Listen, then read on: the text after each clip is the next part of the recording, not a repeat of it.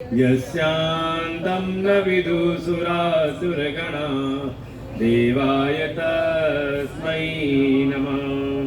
देवाय तस्मै नमः। ट्रेवल ज्यादा है तीखा पर। श्लोकों का पाठ करते हैं। प्रथम श्लोक से 5वें अध्याय के। अर्जुन उवाच संन्यासं कर्मणां कृष्ण पुनर्योगं च संससि यत् श्रेय एतयोरेकम् तन्मे ब्रूहि सुनिश्चितम्। श्रीभगवानुवाच संन्यासः कर्मयोगश्च निःश्रेयसकरावुभौ तयोस्तु कर्मसन्न्यासात् कर्मयोगो विशिष्यते। ज्ञेयः स नित्यसन्न्यासी यो न द्वेष्टि न काङ्क्षति निर्द्वन्द्वो हि महाबाहो सुखं बन्धात् प्रमुच्यते। सांख्ययोगौ पृथग् बालाः प्रवदन्ति न पण्डिताः एकमप्यास्थितः सम्यग् उभयोर्विन्दते फलम्। उभयोर्विन्दते फलम्। श्रीमद् भगवद गीता का यह पंचम अध्याय, जिसका नाम ही है कर्म संन्यास योग। पूर्व का जो अध्याय भगवान ने उपदेश किया अर्जुन को, उसका नाम रखा ज्ञान कर्म संन्यास योग। और अगला अध्याय आएगा आत्म संयम योग, जिसका प्रचलित नाम है ध्यान योग, जिसमें ध्यान की प्रक्रियाएं बताई जाती हैं।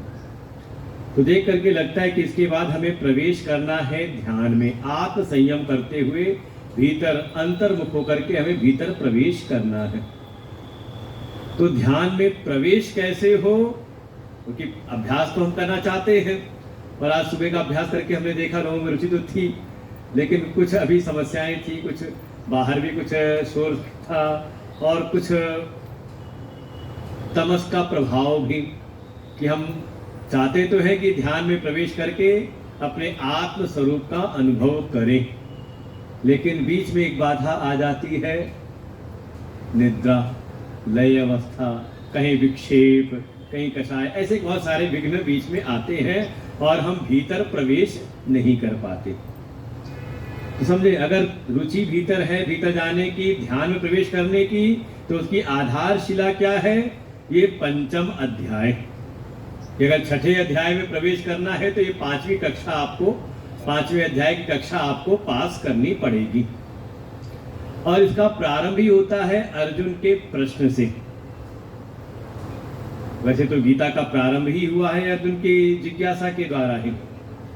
पहले अध्याय में अर्जुन ने अपनी मनोभूमि को प्रकट किया, अपने मन के भावों को, कि जो सामने परिस्थिति आई है, ये जो युद्ध की स्थिति आई है, युद्ध करना क्यों उचित नहीं है।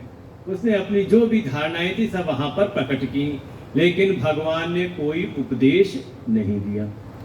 भगवान का एक भी वचन वहां पहले अध्याय में नहीं मिलता, लेकिन फिर भी उसको योग की संज्ञा दी। अध्याय का नाम रखा अर्जुन विषाद योग।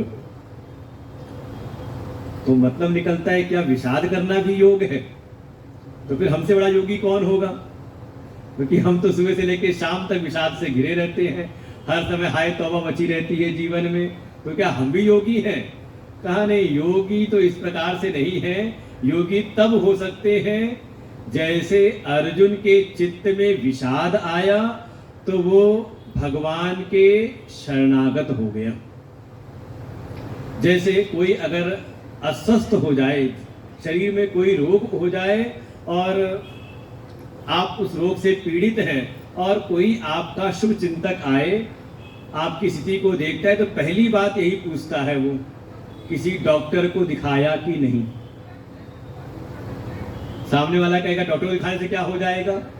का देखो, डॉक्टर को केवल दिखाने से कुछ नहीं होगा, लेकिन जब आप किसी कुशल चिकित्सक या कुछ वैद्य के समक्ष जाएंगे तो संभावना है कि आपको उस रोग का निदान प्राप्त होने की संभावना है।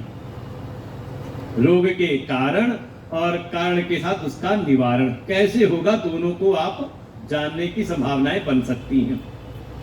ऐसा नहीं कि डॉक्टर को दिखाने से ठीक हो जाएगा, लेकिन एक साधन बन सकता है। ऐसे ही जीवन में विषाद हो और हम भगवान के शरणागत हो जाएं, या फिर भगवत स्वरूप कोई संत हैं, सदगुरु हैं, उनके समक्ष अपने दुख को जब हम व्यक्त करते हैं तो संभावनाएं, तो ऐसे जो सदगुरु हैं वो हमारे दुख के कारण को भी जानते हैं और कारण के अनुरूप ही हमें निवारण प्रदान करते हैं। तो जो हमारा दुख है, जो हमारे जीवन का विषाद है, वो भी योग हो जाता है, कहीं ना कहीं कल्याण के मार्ग में हमें बढ़ाने वाला हो जाता है। और देखिए, कई बार तो देखा जाए तो ये जीवन के जो दुख है ना, यही भगवान की ओर भी लेकर के आते हैं। अगर आपको संसार में दुख न मिले ना, तो फिर प्रभु की याद भी नहीं आती।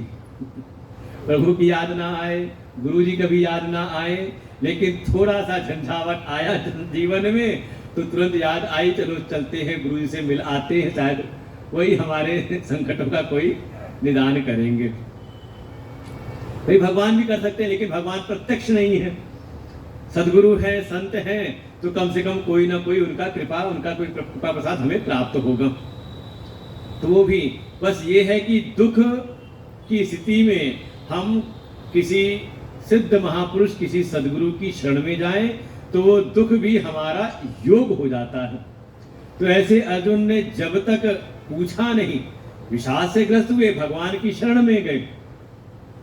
भगवान ने प्राथमिक उपचार के रूप में कुछ बातें कही, लेकिन उसके बाद भी अर्जुन को विषाद शांत हुआ नहीं और विचार करते करते उन्होंने भगवान की शरणागति ग्रहण करके भगवान से प्रश्न किया, उनसे अपनी जिज्ञासा पूछी और एक बात तो निश्चित किया कि हे प्रभु, मैं श्रेयाकांक्षी हूं, मैं श्रेयार्थी हूं, श्रेय का चाहने वाला हूं। मुझे संसार की प्रिय वस्तुओं की कोई आकांक्षा नहीं है। न कांक्षे विजयम कृष्ण न च राज्यम सुखानि भोगानि च, ये सब संसार के सुख भोग नहीं। मैं तो ये चाहता हूं कि मेरे जीवन का परम कल्याण कैसे हो, और अपने जीवन का कल्याण करने के लिए मैं आपकी शरण में आया हूं। तो एक बात तो कम से कम गीता जी के चित्त में बैठा लें। और देखो, ये चित्त में बैठा लोगे तो कभी भटकोगे नहीं और ना कोई आपको भ्रमित कर सकता है। फिर आपके मन में कभी ये बात नहीं आएगी, पता नहीं समाज में आज अच्छे संत साधु है कि नहीं। भाई साधु की आवश्यकता, संत की आवश्यकता कब है? का जब हमें कोई श्रेष्ठ मार्ग का पता करना हो, कि हम अपना कल्याण करना चाहते हैं, अपने जीवन को सार्थक करना चाहते हैं। वो जीवन की सार्थकता कैसे हो हमें समझ में नहीं आता, तो हम चले गए किसी सदगुरु, किसी संत की शरण में अपने जीवन के कल्याण के लिए। और ऐसी स्थिति में अगर आप जाओगे इस जिज्ञासा से युक्त होकर के, तो चाहे सामने कोई कपट वाला भी हो तो भी वो आपका कुछ बिगाड़ नहीं सकता। बिगाड़ तभी सकता है आपको भ्रमित तभी कर सकता है जब आप कोई लौकिक इच्छा लेकर के उसके पास जाते हो, है कि नहीं। वो भ्रमित आपको तभी कर सकता है। आपको थोड़ा कोई लालच दिखा करके आपको भ्रमित कर सकता है। लेकिन जब वो जान जाए, देखते कि आपके प्रश्नों को देख करके कि ये कोई साधारण नहीं, कोई साधक है, भगवान का भक्त है और विवेकी भी है, ये संसार की उपलब्धि के लिए नहीं आया है बल्कि भगवत प्राप्ति के उद्देश्य से, अपने जीवन का परम कल्याण करने के उद्देश्य से आया है, तो वो भी आपको सही रास्ता बता देगा कि भैया हमारे पास क्यों आ गए हो, वो फला फला महात्मा जी, उनके पास चले जाओ। और ये ऐतिहासिक घटनाएं हैं, ऐसा नहीं कोई नई बात है। ऐसी घटना इतिहास में गोस्वामी तुलसीदास जी के जीवन की, उनकी योग्यता, उनकी सामर्थ्य को देख करके, उनकी निष्ठा को देख करके, जो उनके प्रारंभिक गुरु जी थे उन्होंने भेज दिया उनको काशी, तुम चले जाओ वहां पर वेद वेदांत का तुम अध्ययन करो। और दूसरा प्रमाण मिलता है हमारी गुरु परंपरा में ही, हमारे परम गुरुदेव दादा गुरुदेव, जब उनके मन में जिज्ञासा उत्पन्न हुई कि मैं वेद वेदांत शास्त्रों को जानूं, तो जिनसे उन्होंने संन्यास लिया था परम श्रद्धेय स्वामी शिवानंद जी से, उनसे उन्होंने बात की कि मैं अपने इन शास्त्रों को, अपने वेदों को जानना चाहता हूँ, उपनिषदों को जानना चाहता हूँ, गीता को पढ़ना चाहता हूँ। तो उन्होंने कहा भाई मेरे पास तो इस प्रकार का ज्ञान नहीं, मैं तो केवल योग मार्ग का अनुयायी हूँ और उसके द्वारा ही समाज के कल्याण में लगा रहता हूँ। अगर वास्तव में तुम्हारे भीतर उस परम तत्व की जिज्ञासा है और तुम उपनिषद, गीता इत्यादि शास्त्रों का तुम अध्ययन करना चाहते हो, तो चले जाओ उत्तरकाशी। वहां पर रहते हैं परम श्रद्धेय स्वामी तपोवन जी महाराज। उनके पास जा करके बस ये कि उनका अनुशासन बड़ा कड़ा है और बड़ी उसकी घटनाएं हैं, कथाएं उसकी बड़ी घटनाएं ऐसी है कि वहां उनकी बड़ी तगड़ी परीक्षा भी होती है और वहां भेज दिया। तो श्रीमद् भगवत गीता से कम से कम एक बात तो ये चित्त में बैठ जाए कि जब हम गुरु के पास जाएं तो अपने जीवन के कल्याण करने के उद्देश्य से जाएं। सांसारिक इच्छा लेकर के चाहते हैं तो वो भी पूरा होता है, ऐसा कि नहीं होता, लेकिन लाभ तो तब है जब उनसे हम अपनी कोई आध्यात्मिक जिज्ञासाएं हम पूछें। और इस बात के लिए हमारे प्रियांक जी है वो लगे रहते हैं, कहीं भिक्षा पर ले जाते हैं तो कहते हैं अरे कुछ पूछ लो ना, अरे कुछ पूछो ना। जब तक तुम पूछते रहोगे स्वामी जी बैठे रहेंगे, बताते रहेंगे, और जैसे तुम पूछना बंद करोगे स्वामी जी उठ के चल देंगे, भिक्षा हो गई अपना। तो भीतर भाव क्या हो कि हम कुछ जानने के लिए एक जिज्ञासु भाव बना रहे। देखो जीवन का परम कल्याण का, जीवन का उत्कर्ष भी इसी भाव में है कि हमारे भीतर जिज्ञासा वृत्ति बनी रहे। ऐसा भाव ना आ जाए कि अब हम सब कुछ जान गए। बस देखो, बस जब जिस दिन लगता है कि हम सिद्ध हो गए, सब कुछ जान गए, तभी उसके बाद ही पतन होने का रास्ता भी खुलता है। हर क्षण ये रहे कि अभी तो हमने कुछ जाना ही नहीं। और ये वास्तविकता भी है। जो ज्ञान के मार्ग में चलता है ना, जितना शास्त्रों के अध्ययन में वो उतरता है, उसको लगता है जैसे अभी कुछ हमने जाना ही नहीं। जितना ज्यादा वो अध्ययन में लग जाए, जितना श्रवण करने लग जाए, लगता है अभी तो बहुत कुछ जानना शेष रह गया है। तो ऐसी जिज्ञासा की वृत्ति रहे जैसे कि अर्जुन के भीतर आई, और जैसे ही अर्जुन के भीतर जिज्ञासा उत्पन्न हुई, श्रेयाकांक्षी होकर के भगवान की शरण में आते हैं, भगवान उनको उपदेश करते हैं। दूसरे अध्याय के 11वें श्लोक से भगवान ने उपदेश प्रारंभ किया, और ये जो उपदेश है भगवान का श्रीमद् भगवद गीता में, इसको समझ ले, पूरा वेद वेदांत का सार सर्वस्व है। वेदांत सार संग्रह भूतम, एक शब्द अगर कहा जाए तो उनको यही कहा गया कि जो वेदों का जो परम तात्पर्य है, उसका जो सार है, वो भगवान ने गीता में उपदेश किया है। तो क्या उपदेश है? तो प्रातः काली हमने पढ़ा तो पहली पंक्ति, पहला ही सूत्र यही था, वेदो नित्यम धीयताम, नित्यम वेदः अधीयताम। पहले ही जीवन का सूत्र है। अगर आप अपने जीवन को सार्थक करना चाहते हैं, अपने जीवन का परम कल्याण करना चाहते हैं, तो पहला ही सूत्र है कि पहले आप जानो तो कि ये शरीर की क्या महिमा है, शरीर की सामर्थ्य क्या है, इस मनुष्य जीवन की क्या महिमा है, और कैसे कल्याण की प्राप्ति की जा सकती है। तो कैसे जानोगे? कहा जिस शास्त्र में इसका वर्णन होगा, और उसी का नाम है वेद। इसलिए पहले ही है वेदों को पढ़ो, वेदों का अध्ययन करो, वेदों का श्रवण करो, तभी होगा। तो वेद में है क्या? जब आप वेद का अध्ययन करोगे तो वेद में आप जब प्रवेश करेंगे तो वेदों में दो प्रकार के, मोटे मोटे दो प्रकार के मार्ग का वर्णन मिलेगा। एक मिलेगा कर्म का मार्ग, आप सुनते हो कर्म कांड। यहाँ एक कर्म का कांड मतलब भाग विभाग, कांड मतलब वो नहीं कि चौराहे पे भीड़ लगी थी तो पूछते क्या कांड हो गया, किसी के घर पुलिस खड़ी हो तो पूछते क्या कांड हो गया। ये कुछ शब्द क्या है ना, समय रहते रहते कुछ का तात्पर्य बदल जाता है। कांड, कांड शब्द कभी आपने पूजा उपासना की हो तो कभी जो पंडित जी दूर्वा चढ़वाए ना, कहते दूब का दूब अर्पित करो, गणेश भगवान को बहुत प्रिय है, उनको अर्पण करो, तो मंत्र पढ़ेंगे कांडात कांडात प्ररोहंत। ये दूब कैसी है का जैसे उसमें पोर पोर आगे बढ़ते हैं। देखो उसमें गांठ होती है, गांठ होगी फिर एक लंबी डंडी, फिर एक गांठ होगी फिर डंडी, फिर जो इस तरह से होकर के आगे बढ़ती है, ऐसे हमारे जीवन का ही विकास हो, ऐसी उसको। तो कांड मतलब का जहां पर ऐसे विभाग किए हुए हो। दो प्रकार के विभाग हैं, एक कर्म का विभाग, उसको कहा कर्म कांड, और दूसरा है ज्ञान का विभाग, ज्ञान का कांड। उसी बात को शास्त्रीय भाषा में आप पढ़ोगे जब वेदों में, तो द्विधो ही वेदोक्तो धर्म प्रवृत्ति लक्षणम निवृत्ति लक्षणम च, कि एक तो प्रवृत्ति का लक्षण रूपी धर्म है और दूसरा जो उसमें है वो निवृत्ति लक्षण धर्म है।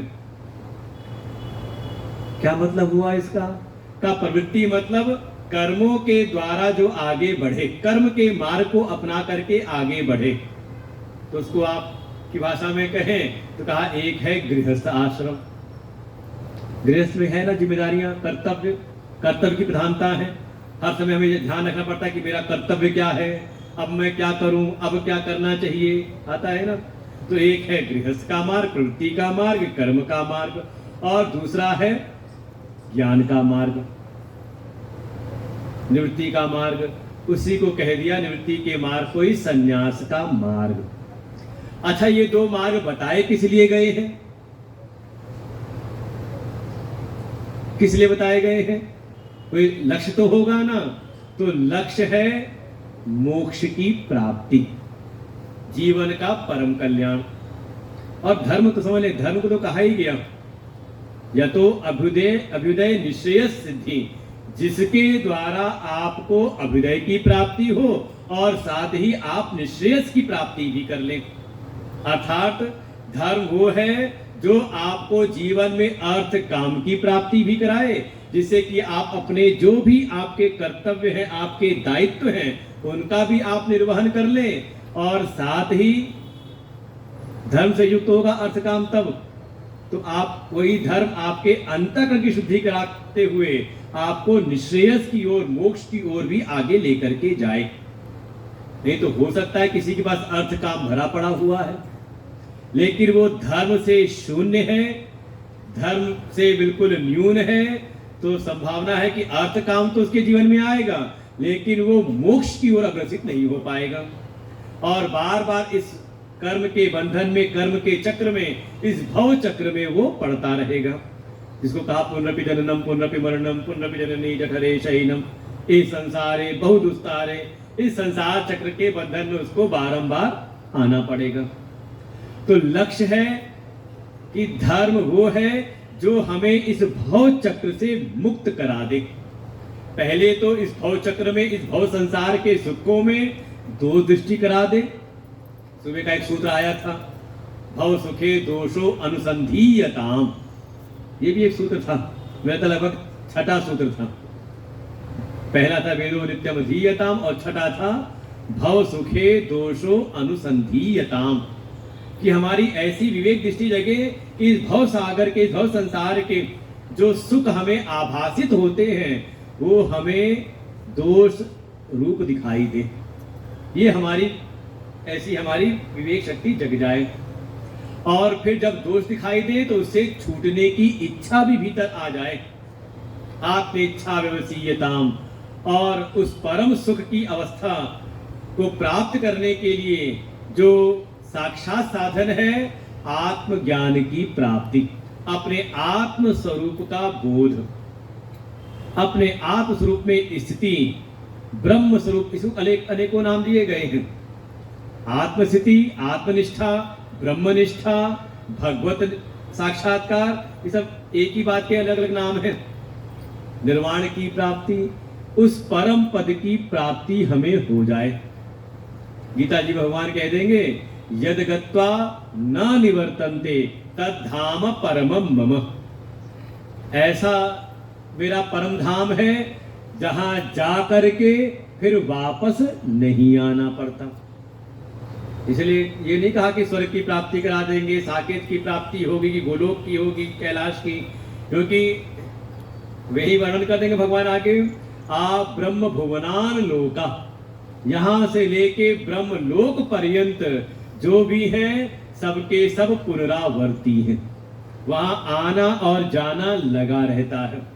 लेकिन परम धाम वो है जहां जा करके फिर वापस नहीं आना पड़ता, अर्थात इस जन्म मृत्यु के चक्र के बंधन से कहा वो मुक्त हो जाता है।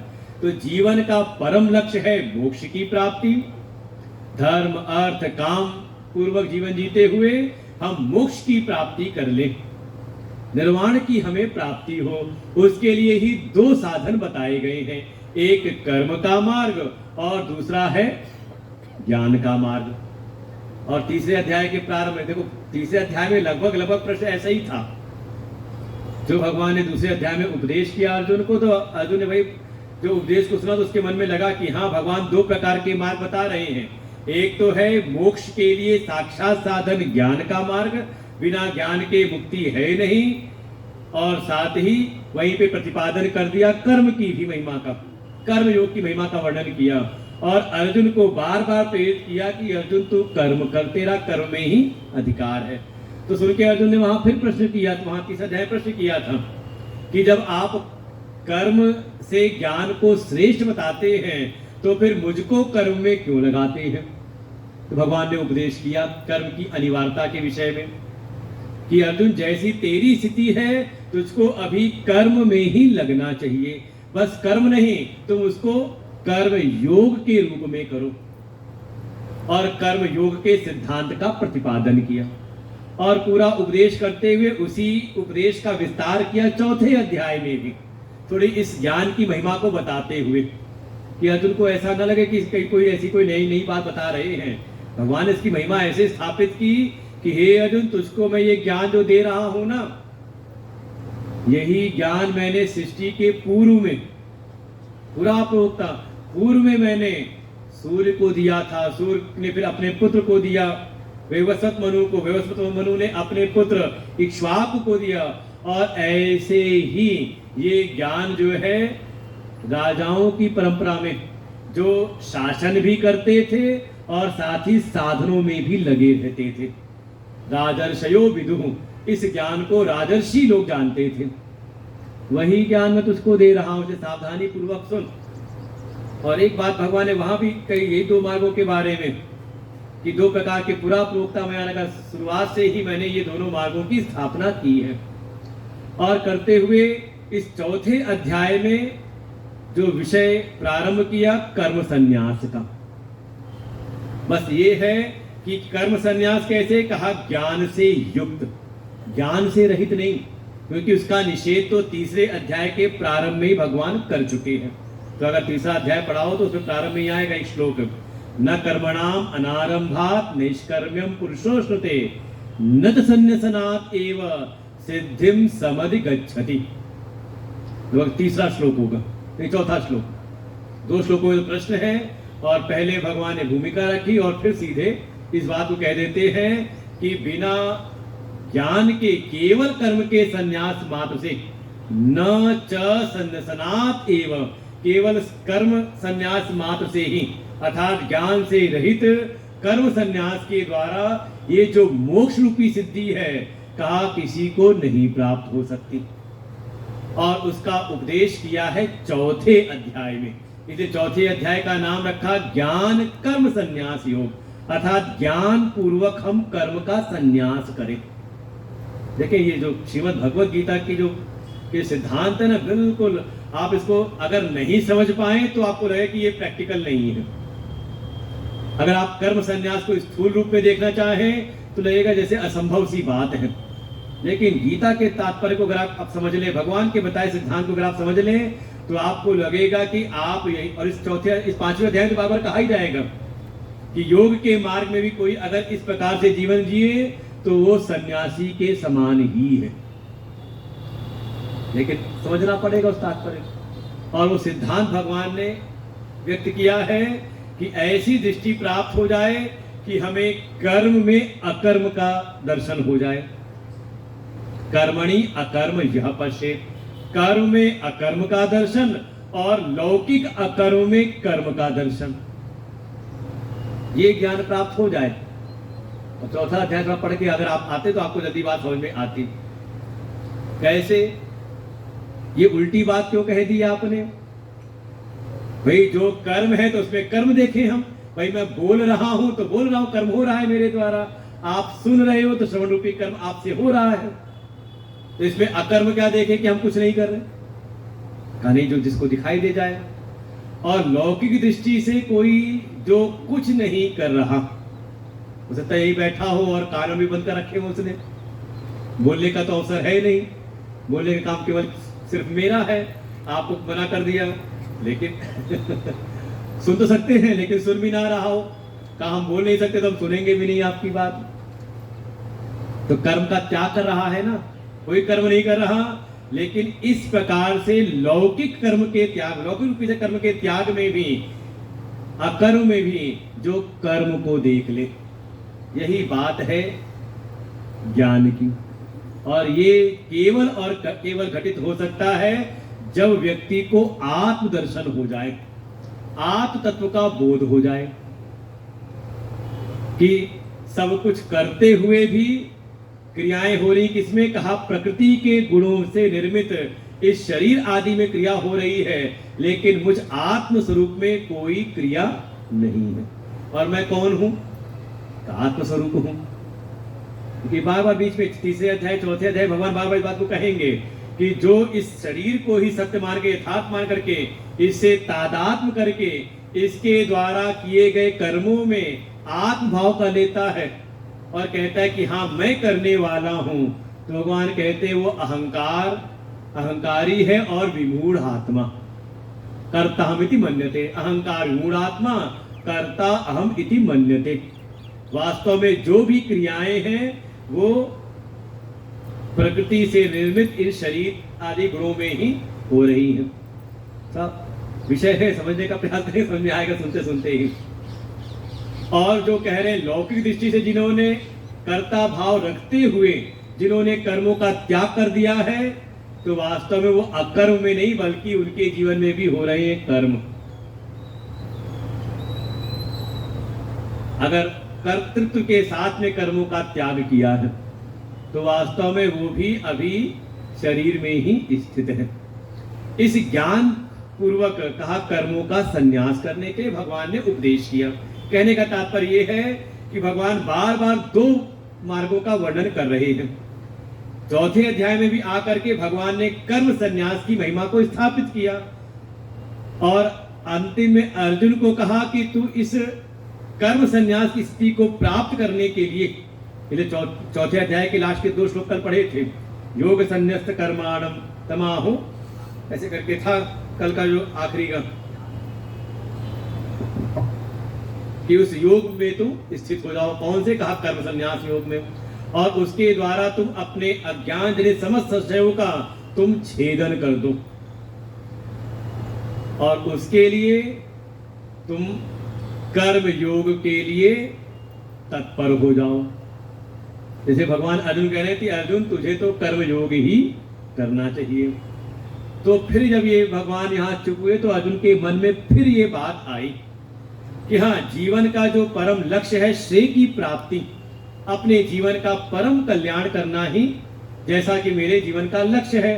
और मैंने भगवान के समक्ष आया तो भगवान 2 बातें कह रहे हैं कि उस परम लक्ष्य की प्राप्ति के लिए, उस भगवत तत्व की प्राप्ति के लिए दो मार्ग भगवान कह रहे हैं। एक तो है कर्म संन्यास, जिसकी भगवान ने प्रशंसा की, महिमा कही कि बिना उसके संभव नहीं, और दूसरी तरफ कहीं ना कहीं कर्म योग की भी प्रशंसा कर रहे हैं और मुझको प्रेरित कर रहे हैं, तू कर्म योग कर।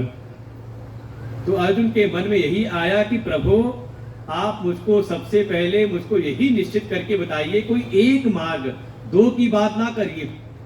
जैसा कि मैं श्रेयाकांक्षी हूं, मैं केवल श्रेय की प्राप्ति करना चाहता हूं। अर्जुन ने स्पष्ट कहा है, यत श्रेय एतयोरेकम, इन दोनों मार्गों में से जो मेरे जीवन का परम कल्याण करने वाला हो, जिसमें मेरे जीवन का कल्याण हो, आप सुनिश्चित करके, अच्छी प्रकार से निश्चित करके मुझको इन दोनों में से एक बात कह दीजिए कि हे अर्जुन, तू कर्म योग कर। लेकिन भाई कर्म संन्यास की महिमा मत गाने लग जाना।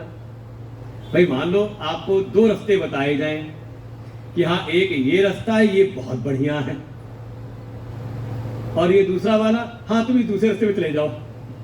तो मन में संदेह रहेगा कि नहीं, कि जब महिमा बताई उस वाले मार्ग की, तुम उसको इस पे क्यों भेज रहे हैं, कुछ गड़बड़ तो नहीं होगा आगे। तो कहीं ना कहीं मन में संदेह रहता है। तो अर्जुन के भीतर ही वही आया कि अर्जुन को भी लगा कि श्रेय की प्राप्ति के लिए दो मार्ग जैसे स्थापित हैं हमारे शास्त्रों में, हमारे वेदों में। कौन से? एक तो है कर्म संन्यास का मार्ग और दूसरा है कर्म योग का मार्ग। तो इन दोनों में कौन सा ज्यादा बढ़िया है?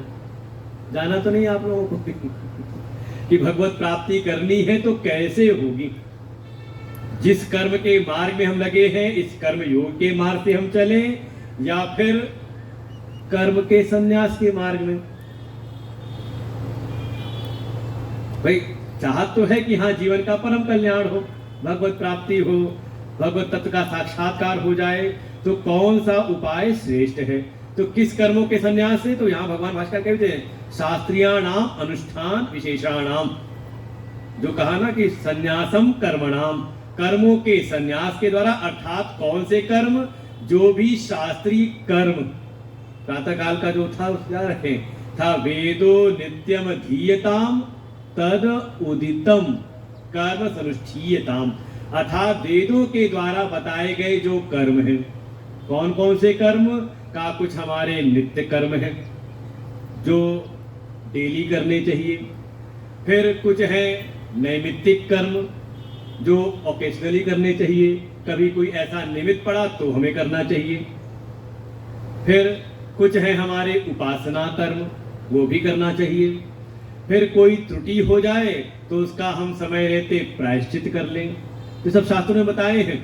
और साथ ही कुछ बताए हैं निषिद्ध कर्म, जो भूल करके भी हम न तो करें, उस पर न चलें हम, और उसी में एक आता है काम्य कर्म भी। तो ऐसे जो शास्त्रों के कर्म हमें बताए गए हैं, उन कर्मों का हम त्याग करके फिर हम प्रयास करें, या फिर जैसे आप बार बार प्रशंसा करते हैं, मुझको प्रेरित करते हैं कर्मयोग के द्वारा कि हाँ कर्म तो करने ही है। भगवान पूर्व में कह भी आए, कर्म जायो ही अकर्मण, अकर्म से, कुछ ना करने से कर्म करना ज्यादा श्रेयस्कर है। तो क्या करें, कैसे होगा? अब देखिए इसी बात को देखो जीवन में चलता है इस प्रकार से। जैसे हमारे जीवन में जीवन के विभाग किए, एक पहला जीवन का है ब्रह्मचर्य आश्रम, इसलिए कहा हम विद्या का अर्जन करें, और विद्या अर्जन करने के बाद जो भी हमारे चित्त के भीतर पूर्व जन्मों की जो वासनाएं हैं, जो कामनाएं इच्छाओं के रूप में प्रकट होती हैं, उनकी पूर्ति के लिए फिर हम प्रवृत्ति के मार्ग में, गृहस्थ के मार्ग में जाएं, और धर्म पूर्वक अर्थ और काम का संचय करते हुए अपने कर्तव्यों का, दायित्वों का हम पालन करें, और फिर क्रमशः फिर वानप्रस्थ होते हुए जो अभी हम सकाम भाव से कर्म कर रहे थे, अब उन्हीं कर्मों को हम निष्काम कर्म से करें। तेने शस्य, सुबह का प्रसंग समझे, अगर पढ़ते रहे तो शाम को आसान हो जाएगा, वो सूत्र दिए हुए हैं वहां पर। तेने शस्य विधीयताम अपृति काम में मति त्यज्यताम, कि जो भी अभी कर्म हम अपने लिए कर रहे थे, अपनों के लिए कर रहे थे, थोड़ा अपनी कामनाओं को हम त्याग करके भगवत अर्पण बुद्धि से कर्म करें। कब कहा? जब वानप्रस्थ की इसका समय आ जाए। ठीक है, 50 साल तक अपने दायित्वों की हमने पूर्ति की, अब 50 साल का रिटायरमेंट होने के बाद का फिर घर में ना पड़े रहे, क्या करें? का कुछ समाज कार्य में अच्छी संस्थाएं जो हों, जो धर्म के कार्य कर रही हों, समाज कल्याण के कार्य कर रही हों, उन समाज कल्याण की संस्थाओं को माध्यम बना करके थोड़ा हम भी अब निष्काम कर्म करें। तो आज मैं इसलिए बोला कि कई सारी संस्थाओं के लोग दिखाई दे रहे हैं, ज्यादा सब संस्थाओं वाले ही बैठे हुए हैं आज चाहे वो शुभम करोती की हो, चाहे शांति कुंज की हो, चाहे हमारे परशुराम मंदिर की हो, और कुछ नहीं तो हमारे वेदांत आश्रम की, और कुछ यहाँ मंदिर की भी लोग बैठे होंगे, है कि नहीं? अब ऐसी संस्थाओं में आकर के अपनी कामनाएं मत पूरी करने लगना, नहीं तो फिर दोष हो जाएगा। अब यहाँ पर आए किस लिए? कहा धर्मार्थ कार्य के लिए, समाज कल्याण के कार्यों, समाज उत्थान के कार्यों के लिए, कि हमारा भी भला हो, हमारे भी अंतःकरण की शुद्धि हो, और साथ ही समाज को भी एक अच्छा मार्ग प्राप्त हो। तो इसलिए तो उसको कह दिया तेरे शस विधीयताम, ईश्वर को अर्पण भाव के साथ में हम समाज नहीं, बल्कि सीधे भाव ये है कि ये सारा जगत ईश्वर से उत्पन्न है, ईश्वर में स्थित है, तो ईश्वर की उपासना के रूप में ही हम जो भी कर रहे हैं ईश्वर अर्पण भाव से, ईश्वर के लिए कर रहे हैं। ऐसे भाव से करते हुए कहा अंतःकरण की शुद्धि करें, और फिर वानप्रस्थ आश्रम से ही क्रमशः प्रवेश करें संन्यास आश्रम में। और संन्यास आश्रम में आकर के, संन्यास आश्रम का एकमात्र प्रयोजन है संन्यास ज्ञान लक्षणम, ज्ञान की प्राप्ति करें, आत्मज्ञान ब्रह्म विद्या की प्राप्ति करें, और ब्रह्म और आत्मा के एकत्व का अनुसंधान करें। इसी के द्वारा मुक्ति सार्थक होती है। मुक्ति समझे, यही है मुक्ति, ब्रह्म और आत्मा के एकत्व का अनुभव, और उसी तत्व में निष्ठ हो जाएं, आत्मनिष्ठ हो जाएं। तो एक तो ये क्रम बताया, लेकिन कोई ऐसा भी एक संभावना है कि कोई गया तो ब्रह्मचर्य आश्रम में विद्यार्थी जीवन में रहा, विद्या का अर्जन किया, लेकिन उसके चित्त में संसार की कोई कामना है नहीं, सांसारिक विषयों की बहुत ज्यादा तीव्र वासनाएं नहीं है, इच्छाएं कामनाएं संसार की है नहीं। ऐसा व्यक्ति अगर गृहस्थ में फंस जाए तो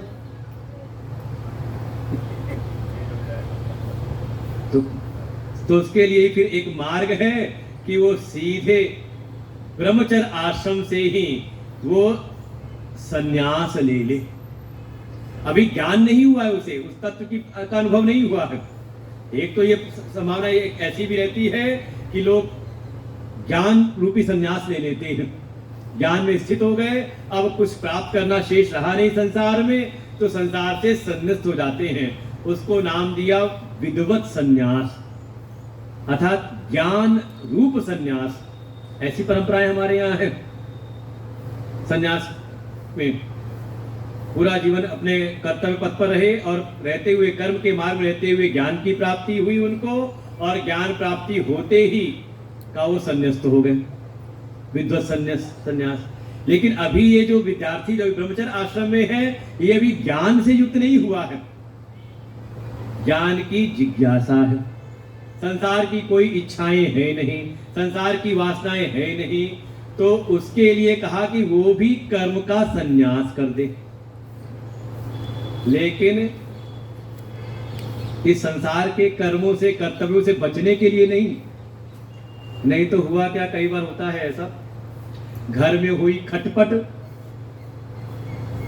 और चल बाबा के मठ पर ऐसे नहीं, घर में कुछ खटपट हो गई तो कहते चलो अब दुनिया में कुछ रहा नहीं, सब देखो तंग किए रहते, चलते हैं संन्यास ले लेते हैं।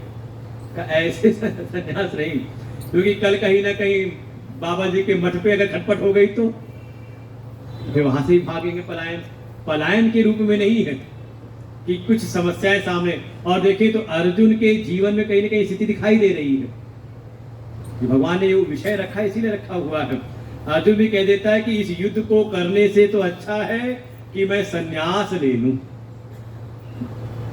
भैक्ष्वपीह लोके, इस युद्ध को करने से अच्छा है कि मैं भिक्षा का जीवन यापन करूं, और भिक्षा का अधिकार का सन्यासी को है। तो किसी प्रतिकूलता से भाग करके नहीं, पलायन करके नहीं, बल्कि युक्ति युक्त जिसका विवेक जगा हुआ है, जिसने संसार के इस सारे भव सुखों को अच्छी प्रकार से विचार जिसके भीतर हो गया है, उसको कहीं संसार में सुख वो दिखता नहीं, संसार की कोई इच्छा नहीं। पूर्व के संस्कारों के परिणाम स्वरूप प्रारंभ से ही जिसके भीतर तत्व की जिज्ञासा उत्पन्न हुई, तो वो भी गया गुरु जी के पास में। तो गुरु जी ने उसकी शक्ति, सामर्थ्य, उसकी योग्यता को देख करके उसको सीधे कर्म संन्यास के मार्ग में लगाया, और उसको जो संन्यास दिया तो उसको कहा कौन सन्यासी है, विद्वत सन्यासी नहीं है, अभी ज्ञान नहीं हुआ है, कौन सा सन्यासी है, तो उसके नाम दिया विविदिशा सन्यासी, अर्थात ज्ञान की पिपासा से युक्त, ज्ञान की प्राप्ति के लिए जिसने अपने कर्तव्य कर्मों का किनारा कर दिया और चल पड़ा इस ज्ञान की प्राप्ति के मार्ग में, और चलते हुए वो भी फिर उस परम तत्व का अनुभव करता है। समझे, दो मार्ग हो गए। जो ज्ञानी हो गए हैं उनके लिए कोई साधन की आवश्यकता नहीं, उनके लिए प्रश्न नहीं है। जो आत्मज्ञानी हो गए, जो आत्मनिष्ठ हो गए, आत्मवेत्ता हो गए, उनके लिए नहीं साधन है। किसके लिए है? कहा जो अभी आत्मज्ञानी नहीं हुए हैं, जो अभी आत्मवेत्ता नहीं हुए हैं, आत्मनिष्ठा प्राप्त हुई नहीं है, उनके लिए ही दो प्रकार के साधन हैं। एक है कर्मयोग का साधन अर्थात कर्म का पालन करते हुए, और दूसरा है कि जो भी शास्त्रीय कर्म बताए गए हैं उन शास्त्रीय कर्मों का भी त्याग करके फिर वो ज्ञान की प्राप्ति करे। तो मन में आता तो नहीं आपके कि संन्यास लेना चाहिए? ये प्रश्न का हल हमें समझ में आता है कि कभी जब हमारे मन में आए ना, हम छोड़ के आश्रम में रहने लगे, तो लोग आके पूछते हैं। अब तुरंत लाल कपड़े तो मिले नहीं, जब आश्रम में सेवाओं में लगे रहते तो कोई ना कोई भगत जो पुराने जो जानते थे मेरे को, तो आके मुझसे पूछते। एक ने पूछा मुझसे, एक मुझे याद आता है, जब ये प्रसंग आता है तो मुझे उसको बात जरूर याद आती है, क्योंकि आगे का जो प्रसंग है उसमें आप भ्रमित ना हो, इसलिए समझना जो बहुत जरूरी है कि जब हम आश्रम में सेवा में लगे हुए थे तो किसी एक पुराने भगत ने, युवा अवस्था के ही, कोई वृद्ध नहीं, हमसे ही थोड़ा 2-4 साल बड़े, उन्होंने हमसे कहा ऐसी बात करते करते, अच्छा आपको क्या संन्यास लेना है? हमने कहा यही समझ लो। तो उन्होंने दूसरी बात जो कही, क्या आपने गुरुजी से पूछा कि आपको क्या करना चाहिए? देखिए 5वां अध्याय का प्रश्न यही है कि हमें गृहस्थ में जाना चाहिए या संन्यास में, जो अर्जुन पूछ रहा है। तो क्या आपने गुरु से पूछा? तो हमें भी ये पता था कि पहले ये भी गुरु जी साहब बहुत दिन रहते थे और इनके मन में भी एक भावना थी कि मैं संन्यास के मार्ग, इस मार्ग पे आगे बढ़ूं, लेकिन बाद में फिर इनका विवाह हो गया। तो हमने उनसे उल्टा प्रश्न प्रतिप्रश्न किया, क्या आपने पूछा था गुरुजी से? तो उन्होंने कहा कि हाँ मैंने पूछा था कि गुरुजी मुझे क्या करना चाहिए, मैं गृहस्थ में जाऊं या संन्यास में जाऊं? देखो अर्जुन यही प्रश्न पूछ रहे हैं कि दोनों में से एतयो एकम यत् श्रेयः, इन दोनों में मेरे लिए कौन सा, सबके लिए नहीं कह रहे हैं, मेरे लिए कौन सा कल्याणकारी है? तो मैंने कहा आपने पूछा था? तो उन्होंने कहा मैंने पूछा था। तो उन्हें गुरुजी ने क्या बताया? तो कहा गुरुजी ने कहा तुम गृहस्थ में जाओ। तो हमने कहा इसीलिए मैंने नहीं पूछा, हम छोड़ के चले आए। अब गुरुजी को जो बताना हो आगे क्या बताए, वापसी का रास्ता हमने कर लिया है बंद।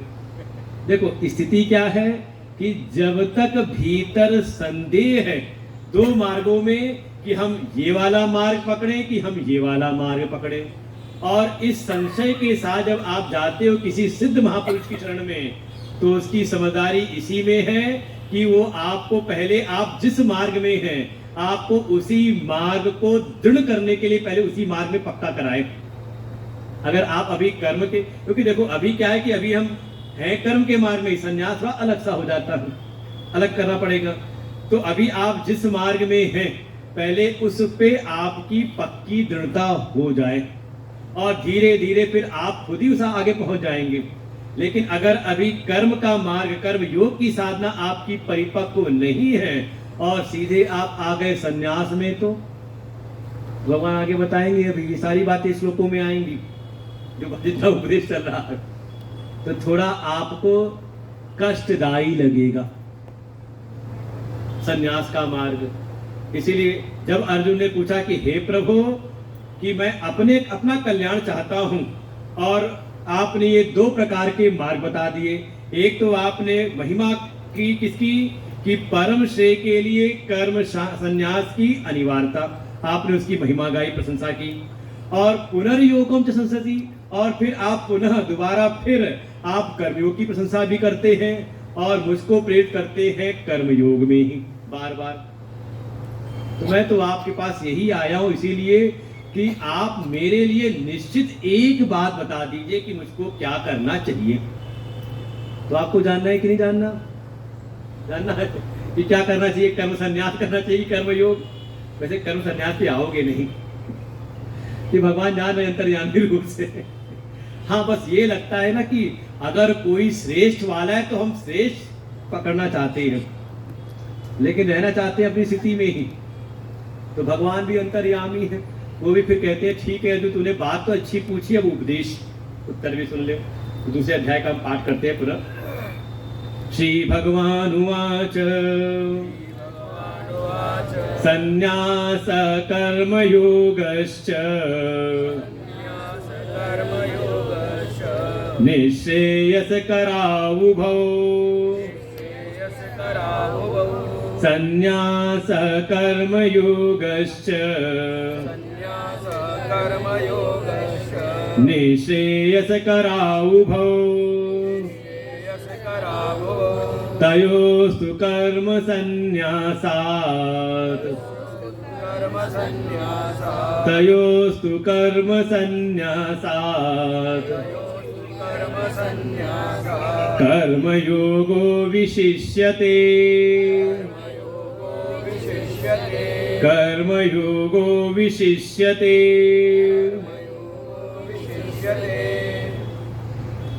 अर्जुन ने जिस प्रकार से प्रश्न पूछा और अर्जुन की स्थिति को देखते हुए भगवान उपदेश करते हैं।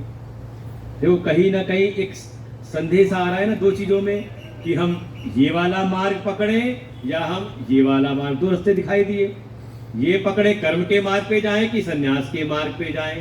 तो भी संदेह है ना। मैंने कहानी तो सुनाई थी, समझ में आई थी कि नहीं आई थी? कि जिसके जीवन में जब संदेह की स्थिति थी तो जो सिद्ध महापुरुष है उन्होंने कहा अभी तुम अपनी इसी सीढ़ी को तुम मजबूत करो। और जिसके मन में संदेह नहीं था, हमने पूछा नहीं, तो गुरुजी ने सन्यास में लगा दिया कि इसका कहीं ना कहीं निश्चय दृढ़ है, इसको अब वापस नहीं, कहीं संदेह नहीं कि हाँ ये यहाँ भी जाना है, एक रास्ते में है। तो भगवान भी बिल्कुल उसी प्रकार से अर्जुन की स्थिति को देखते हुए कि जिसके मन में भी अभी इस प्रकार का अभी संशय संदेह बना हुआ है, तो उसके लिए कहा क्या सही है, भगवान आगे उपदेश करते हैं। तो जो बात पूछी थी कि ये दो में आप कह रहे हैं कि प्रशंसा दोनों की कर रहे हैं, लेकिन मैं चाहता हूं श्रेय की प्राप्ति करना। तो श्रेय की प्राप्ति में कौन सा साधन ठीक है? तो भगवान उपदेश क्या करते हैं, हे अर्जुन ध्यान से सुनो, तुमने श्रेय की बात पूछी थी ना, भगवान कहे निःश्रेयस करौ उभौ। उभौ का संन्यास, कर्म संन्यास और कर्म योग, ये दो मार्ग है ना। तो कर्म संन्यास भी और कर्म योग भी दोनों ही श्रेय की प्राप्ति कराने वाले। अगर आप कर्म संन्यास के मार्ग से जाओगे तो भी निःश्रेयस की आपकी प्राप्ति आपको हो जाएगी, और अगर आप कर्म योग के मार्ग को भी अपनाओगे तो भी आप श्रेय की प्राप्ति कर लोगे। इसलिए हमने पूरी वो भूमिका बनाई थी कि एक विद्यार्थी है ब्रह्मचर्य आश्रम में, उसको कहा उसके मन में सभी संसारिक इच्छाएं वासनाएं थी, तो उसको फिर क्रमशः लगाया आगे गृहस्थ आश्रम में, प्रवृत्ति के मार्ग में, कर्म के मार्ग में, और फिर वहीं से करते हुए वानप्रस्थ करते हुए संन्यास की ओर ले गए। तो एक है थ्रू प्रॉपर चैनल, चारों आश्रम क्रमशः ब्रह्मचर्य, गृहस्थ, वानप्रस्थ और फिर संन्यास। और वहीं पर दूसरा जिसके चित्त में कोई सांसारिक वासनाएं नहीं, इच्छाएं नहीं, कामनाएं नहीं, तो उसको ब्रह्मचर्य आश्रम से सीधे ही संन्यास के मार्ग में प्रवेश कराया उस कल्याण की प्राप्ति के लिए। तो भगवान वही कह रहे हैं, इसी बात को कह रहे हैं पक्के तौर पर कि चाहे कर्म योग का मार्ग आप अपना लो और चाहे कर्म संन्यास का मार्ग, बस अपनाना पक्के तौर पर पड़ेगा। दोनों ही आपको श्रेय की प्राप्ति करा देंगे, क्योंकि ये वैदिक मार्ग है। कर्म योग का मार्ग भी और कर्म संन्यास का मार्ग भी, दोनों ही वेद प्रतिपादित मार्ग हैं और दोनों ही मनुष्य के कल्याण के लिए उपदेशित हैं। हाँ, जैसा तू पूछ रहा है तेरे लिए, तो भगवान अब देखो सामने जो है उसके हिसाब से बता रहे हैं। जिसके मन में अभी कुछ डावाडोलपन है, प्रवृत्ति में जाऊं कि निवृत्ति में जाऊं, गृहस्थ में जाऊं कि संन्यास में जाऊं, कर्म के मार्ग में जाऊं, कर्म योग के मार्ग में जाऊं कि कर्म संन्यास के मार्ग में जाऊं, ऐसी अभी जिसके भीतर थोड़ी भी चिंता है, कोई डावाडोलपन है, भगवान कह रहे उसके लिए तयोस्तु कर्म संन्यासात, उसके लिए कर्म संन्यास से, कर्म योगो विशिष्यते, उसके लिए कर्म योग की जो साधना है वो ज्यादा सही है, विशिष्ट है उसके लिए। किसके लिए? अब आप समझ लो, आपके लिए भी, अगर आपके मन में भी कहीं ना कहीं है डावाडोलपन है, संन्यास से अगर डर लगता है तो कर्म के मार्ग में है, तो आपके लिए भी कर्म का, दोनों में फिर ऐसी स्थिति में कर्म संन्यास से कर्म योग का मार्ग ज्यादा उचित है, ज्यादा विशिष्ट है, विशिष्टते, ज्यादा विशेषता रखता है। तो ये ना समझ लेना कि अब यहाँ पे आप निर्णय दे दो मन के भीतर, देखो देखो भगवान ने निर्णय दे दिया, संन्यास से कर्म का मार्ग ज्यादा श्रेष्ठ है। मन में आई तो नहीं बात? ये ऐसी बात ना आ जाए तो भगवान अब इस बात को, और भगवान जो भाष्य लिखते हैं भगवान शंकराचार्य जी, तो इसका सब व्याख्यान करते हैं कि जब कह रहे कर्म संन्यासात, तो अभी जो कर्म संन्यास ले रहा है तो अभी वो ज्ञानी नहीं हुआ है, बल्कि ज्ञान के लिए उसने संन्यास लेना चाह रहा है। मैंने पूरी व्याख्या की थी इसलिए प्रारंभ में। तो जब कहा ना कर्म संन्यासात कर्म योगो विशिष्यते, तो तात्पर्य ये है कि ज्ञान रहित कर्म संन्यास से कर्म योग ज्यादा ठीक है। और ये बात भगवान तीसरे अध्याय में भी कह के आए थे, न तो संन्यासनात् एव सिद्धिम समधिगच्छति, ज्ञान से रहित केवल कर्म के संन्यास से जो श्रेय रूपी जो परम सिद्धि है का वो प्राप्ति नहीं होती। तो इस बात को पक्का बैठा कर रखेंगे, ज्ञान से रहित जो केवल कर्म संन्यास कर रहा है उससे अच्छा है कि वो कर्म संन्यास का मार्ग का अनुसरण करे। इस कथा को आपको अच्छी प्रकार से समझना हो ना, इसको कथा में, तो कभी श्रीमद् देवी भागवत महापुराण उठा करके पढ़ना। और देवी भागवत महाभागवत पुराण में एक प्रसंग आता है, व्यास जी का अपने पुत्र सुखदेव जी के साथ संवाद है। और जब दोनों में हल नहीं निकलता, सुखदेव चाहते हैं निवृत्ति की ओर जाना, संन्यास की ओर जाना, और व्यास जी चाहते हैं कि जैसे आप चाहते हैं बेटा गृहस्थी में लगे, तो व्यास जी चाहते हैं कि बेटा जो सुखदेव है वो गृहस्थ में लग जाए। जब निर्णय नहीं हो पाया तो व्यास जी ने अपने पुत्र सुखदेव जी को भेज दिया जनक जी के यहाँ, विदेहराज जनक के पास गए, और फिर जनक और सुखदेव जी का संवाद है। इसी समझ लो, यही सूत्र का विस्तार है। वहां पर व्याख्यान आप पढ़ना पूरा, आपको फिर वहां मजा आएगा पढ़ने में। बड़ा आनंद का प्रसंग है देवी भागवत महापुराण में। केवल कथाएं मत ढूंढा करो, ऐसे प्रसंग भी ढूंढने चाहिए उसमें। तो यहां पर कहा ज्ञान से रहित जो कर्म संन्यास है उससे कर्म योग ज्यादा उचित है, ज्यादा ठीक है। और एक प्रकार से यहां कर्म योग की स्तुति कर रहे हैं, कर्म योग में प्रेरित करने के लिए कि अकर्म में ना चला जाए, कोई कर्म में लगा रहे। और इसी बात को और आगे थोड़ा स्तुति करते हुए अगले श्लोक में इस बात को कहते हैं कि मन में कोई संदेह ना रह जाए। ज्ञेय स नित्य सन्यासी, ज्ञेय स नित्य सन्यासी, यो न द्वेष्टि न कांक्षति, यो न द्वेष्टि न कांक्षति, निर्द्वन्द्वो हि महाबाहो, सुखम बंधात् प्रमुच्यते ज्ञेय स नित्य सन्न्यासी यो न द्वेष्टि न कांक्षति निर्द्वन्द्वो हि महाबाहो सुखम बंधात् प्रमुच्यते।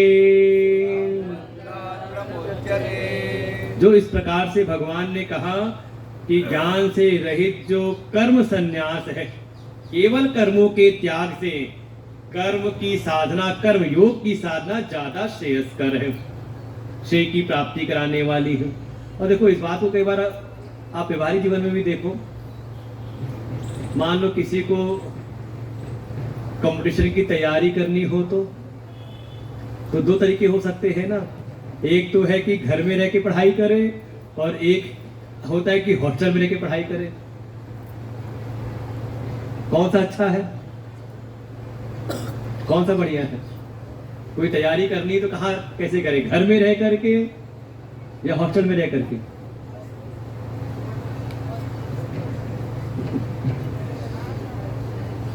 का अगर घर में रह करके उसकी एकाग्रता बनी रहे तो घर में रह करके अच्छा है ना, उसकी सामर्थ्य है।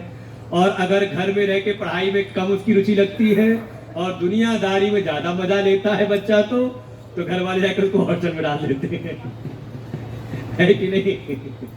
तो ऐसे ही है, जिसकी जैसी स्थिति है। अगर वो कर्म के मार्ग में रह करके साधना में लगा रहे एकाग्र भाव से, जीवन का लक्ष्य उसको कभी भी विस्मृत ना हो, तो उसके लिए कर्म की साधना। और है थोड़ा ऐसा लगता है कि नहीं भाई नावाडोलपन है तो कहो छोड़ के भी जा सकता है, कर सकता है वो, लेकिन लक्ष्य का निश्चय पक्का रहे, ज्ञान की प्राप्ति।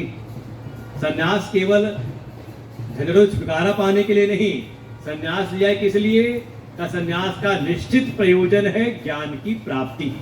विविधा सन्यासी बनकर के रहे तो ठीक है, और नहीं तो भगवान अब देखिए कर्मयोग को कहा ना विशिष्यते, तो कैसे वो विशिष्टता को प्राप्त करता है? तो उसके लिए फिर सिद्धांत भी दिया है कि उस कर्म योगी को भी आप नित्य सन्यासी ही जानो। जैसे कभी कहते हैं कि ये पैंट, ये घर में रहते हुए ही महात्मा जैसे सन्यासी समझो इनको, ये पैंट शर्ट में ही जैसे साधु हैं। हमें केवल बताते हैं, कभी तो कई घरों में जाते हैं, परिचय लोग कराते हैं, अरे सबकी बातें बताई। हमने पूछा ये कोई सज्जन आए, ये कौन है?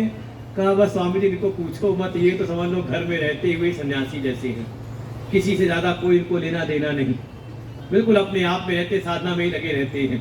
तो भगवान वही कह रहे, एक प्रशंसा कर रहे ऐसे कर्म योगी की, कि ऐसा अगर कोई कर्म योग के मार्ग में लगा हुआ है तो उसको भी आप सन्यासी के समान ही जानो। किसको? का जो दो चीजों से मुक्त होकर के व्यवहार करता हो, है कर्म के मार्ग में, व्यवहारिक जगत में ही वो अपना कर्मों का वर्तन कर रहा है, लेकिन दो चीजों से मुक्त है। कौन सी दो चीजों से? तो कहा यह न द्वेष्टि, जो किसी से द्वेष नहीं करता, ऐसा मत, किसी से द्वेष नहीं करता, और न कांक्षति, और ना ही किसी से कोई आकांक्षा करता है। ये दो गुण लेकर के कोई जीवन में ले आए अपने भीतर और संसार में कर्म के मार्ग में लगा रहे, तो समझ लो वो सन्यासी के समान ही है। और एक बात और भी देखो, यहाँ कर्म योगी की स्तुति की जा रही है। यहाँ आप कर्म का जो संन्यास कर रखा है उसकी निंदा ना समझ लेना। अच्छा, किसी को उपमा देनी हो श्रेष्ठ की तो बड़े से देते हैं ना। अच्छा, इसी जगह पर मान लो कहीं पर ऐसा कह दे, अरे ये है तो सन्यासी लेकिन इनका जीवन बिल्कुल गृहस्थियों जैसा है, अब बताइए उनकी प्रशंसा हो रही है। जिसकी भी हम बात, जिसकी भी में कहा जाए, अरे ये है तो सन्यासी लेकिन इनका जीवन बिल्कुल गृहस्थियों जैसा है, ये क्या है? प्रशंसा है। उस महात्मा की महात्मा की प्रशंसा हो रही है। क्यों? क्योंकि ये 4 क्लास बताई गई है, ब्रह्मचर्य आश्रम, गृहस्थ आश्रम, वानप्रस्थ आश्रम और सुप्रीम है संन्यास आश्रम। तो ऊपर वाले से अगर नीचे वाले की उपमा दी जाए तो लगता है कि उसकी प्रशंसा की जा रही है। जैसे घर में कोई सज्जन है तो उनको हम कह रहे हैं कि देखो ये है तो गृहस्थ में, लेकिन इनका बिल्कुल साधुओं सन्यासियों जैसा स्वभाव है। तो क्या हो रही है, कहा ये उसकी प्रशंसा हो रही है। और मान लो किसी सन्यासी की ऐसी बात कही जाए, अभी तो क्या कहते हैं ये कोई गृहस्थी जैसा इनका जीवन है, तो क्या हो गया, कहा ये उसकी प्रशंसा नहीं हो रही है, उसकी निंदा हो रही है। तात्पर्य ये है कि यहाँ कर्म योग में लगे हुए व्यक्ति की भगवान स्तुति कर रहे, प्रशंसा कर रहे हैं, लेकिन किस कर्मयोगी की, कहा जो दो गुणों से युक्त है, ना द्वेष्टि न कांक्षति, जिसका किसी के प्रति भी ना राग है और ना ही द्वेष है। देखो जिससे राग होता है उसकी आप आकांक्षा करते हो, ये हमको मिल जाए, और जिससे द्वेष हो तो का उसको हटाने का प्रयास करते हो। ऐसा तो नहीं है जीवन। देखो कर्तव्य के मार्ग में रहो लेकिन राग द्वेष से रहित हो जाओ। हमारे गुरुदेव को कहते हैं दो बातें, दो गुण आ जाए तो आप समझ लो जैसा जीवन जी रहे हो उस जीवन में जीते हुए ही आप सन्यासी के समान हो। दो चीज हो जाए व्यवहार में, ना तो किसी की आप निंदा करो और ना ही किसी की प्रशंसा करो। है ना आसान? ना तो किसी की प्रशंसा भी नहीं करनी किसी की, और ना ही किसी की निंदा हो हमारे द्वारा। है आसान? अब सुबह से देखो, सुबह से उठ करके देखो यही काम कर रहे हैं, या तो किसी की निंदा कर रहे हैं, कहीं ना कहीं उसकी किसी बात से हमारा हो गया विद्वेष। अब जब कोई बात आती तो उसकी हम निंदा करने लग जाते हैं, और या फिर हमारा है किसी से राग तो उसकी प्रशंसा। और देखो सुबह से लेके शाम तक और पूरी जीवनचर्या ही हमारी चल रही है केवल इन्हीं दोनों गुणों में। इन दोनों से ही हम रहित हो जाएं। और इसका उपाय क्या है? उपाय ये है कि आपके भीतर थोड़ी प्रतिपक्ष की भावना आ जाए। प्रतिपक्ष भावना से आप विचार करो, तो उपाय यही बनेगा। जहां पर आपका राग हो रहा हो वहां पे आप कोई ना कोई दोष देख लो, यही उपाय है। आपका देखो वहां से राग कम हो जाएगा। और जहां पर आपका अत्यंत आपके भीतर द्वेष हो रहा हो आपके भीतर जिसके प्रति, वहां पर कोई ना कोई गुण देख लो, क्योंकि संसार ऐसा है कि ये गुण और दोषों से युक्त है। जड़ चेतन के द्वारा ही भगवान सब बनाया है। जड़ चेतन गुण दोष में विश्व कीन करतार। जो भगवान ने जो संसार की रचना की है तो जड़ और चेतन दो से मिलाकर के सृष्टि की संरचना की है। तो इसमें जड़ के दोष भी हैं और चेतन के गुण भी हैं। तो संसार का ऐसा कोई कोना नहीं जहां केवल और केवल दोष ही दोष हो। आप देखो कहीं पर विचार करो कि जहां केवल दोष ही दोष हो, कोई ऐसी जगह नहीं मिलेगी। और ऐसी भी कोई जगह नहीं मिलेगी जहां केवल गुण ही गुण आपको मिले। ये गुण और दोष से सब भरा हुआ है।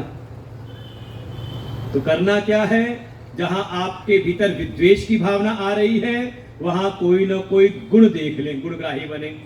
और जहां पे अत्यंत आपका राग हो रहा हो तो वहां पर कोई ना कोई दोष का अनुसंधान करें।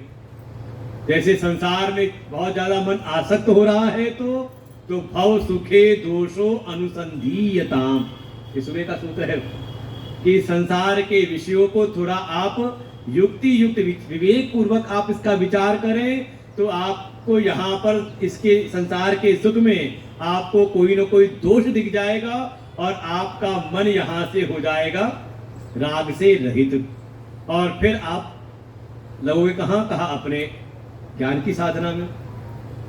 तो ये दो चीजों से मुक्त होना है, राग और द्वेष से।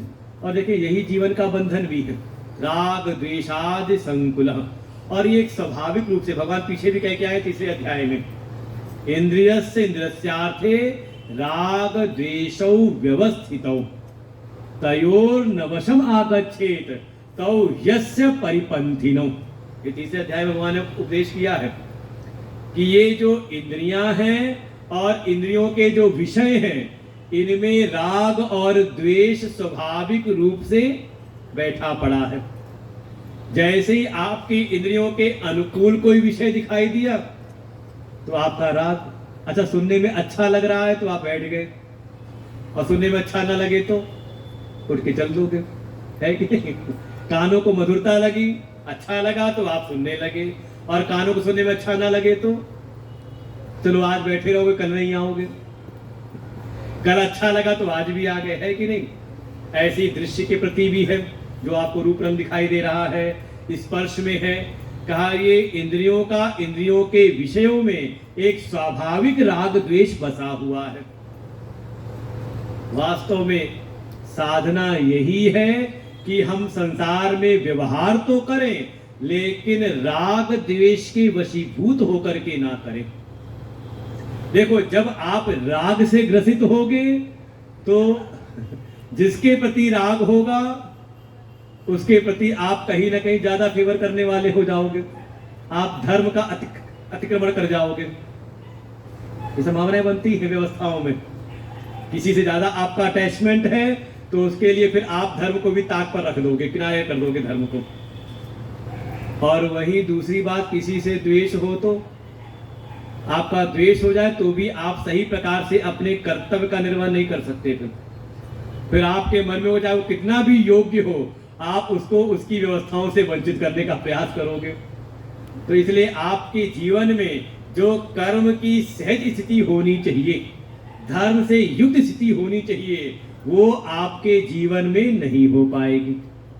इसलिए भगवान कह रहे हैं कर्म नहीं बल्कि कर्म योग की स्थिति में आए।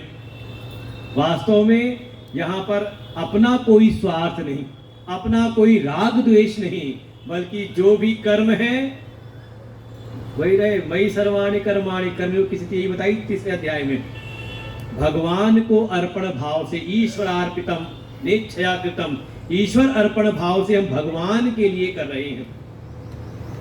सत्संग सुना रहे तो आपको नहीं सुना रहे, किसको सुना रहे हैं? किसके लिए? का भगवान का ये प्रिय कार्य है। भगवान ने आखिरी में कह रखा है गीता जी में ही, ये जो मेरे और अर्जुन के मध्य ये धर्म से युक्त जो संवाद है, धर्म संवाद महावयो, ये धर्म युक्त संवाद है। इष्टस्याम इति प्रेमति, ये मुझको सबसे ज्यादा इष्ट है। तो हमें लगता है भगवान को सबसे प्रिय कार्य है गीता का ये ज्ञान। तो मन में भाव है कि चलो भगवान को प्रसन्न कर, भगवान की प्रसन्नता के लिए।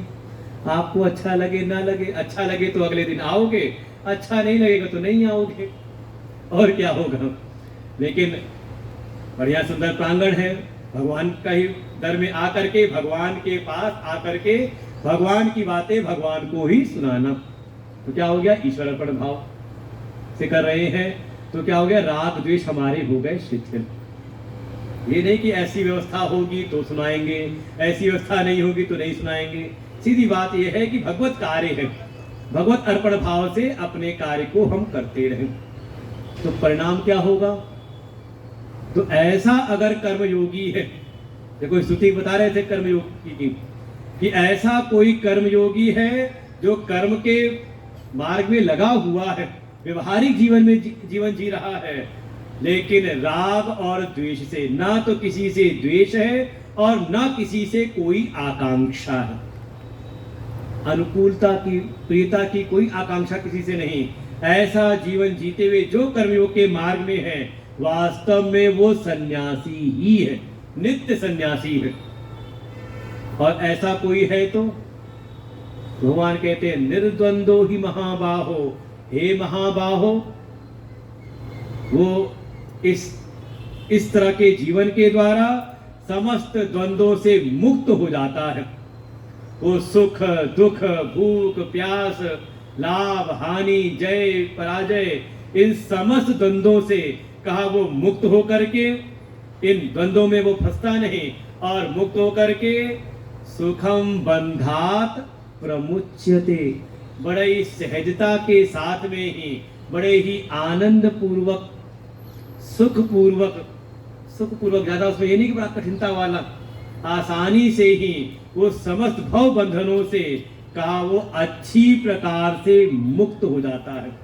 केवल मुच्यते नहीं कहा, पूरा उपसर्ग लगा दिया, अर्थात प्रकृष्ट रूप से ऐसा वो मुक्त होता है कि फिर संसार के बंधन उसको नहीं बांधते। वो कर्म करते हुए भी कर्म के बंधन में नहीं बंधता। ये महिमा बताई है, लेकिन किसकी? कहा कर्म योगी की महिमा बता रहे हैं। कौन सा कर्म योगी? कहा जो द्वेष और आकांक्षा से रहित है। इतना ऐसी भावना रहती है कि वो भगवान से भी कुछ नहीं चाहता। हाँ, ये भी नहीं कि भगवान के पास गए और लिस्ट बना के तैयार रखी हुई है। अच्छा, मान लो कोई आपकी प्रशंसा करे,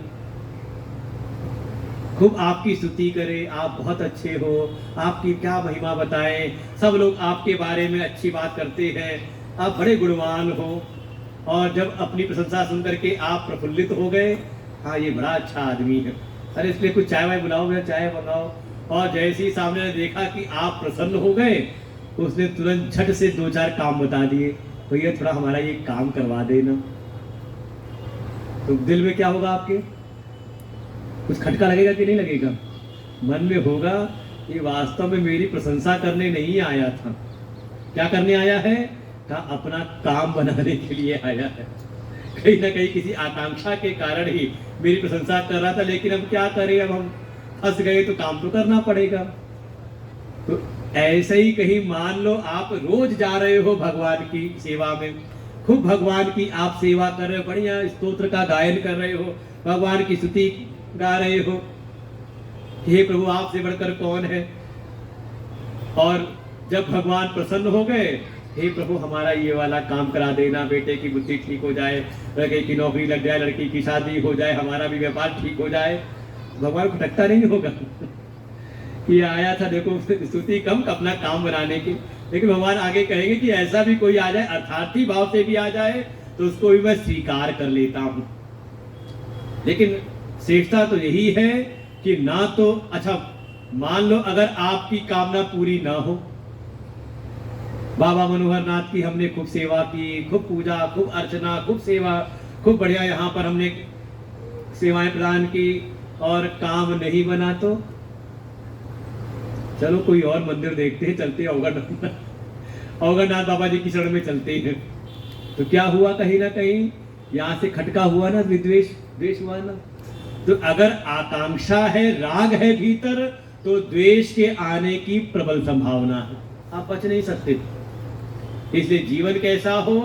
जाहि न चाहिए कबहु कछु, तुम सन सहज स्नेह, बिना किसी कामना के, इसका नाम दिया निष्काम कर्म योग। और भीतर अगर कोई ना कोई कामना बना के बैठे हुए हैं, तो पहली बात तो ये है कि अभी आपका जो कर्म योग है वही सही नहीं हुआ। क्योंकि तीसरा अध्याय आपको भी बार बार पढ़ना पड़ेगा। वहां भगवान जब कर्मयोग की बात करते हैं तो 2-3 शर्त लगा देते हैं। तदर्थम कर्म कौन्तेय मुक्त संग समाचर, ये बार बार बोलेंगे 2 चीजें, कि मेरे अर्पण भाव से कर्म करो।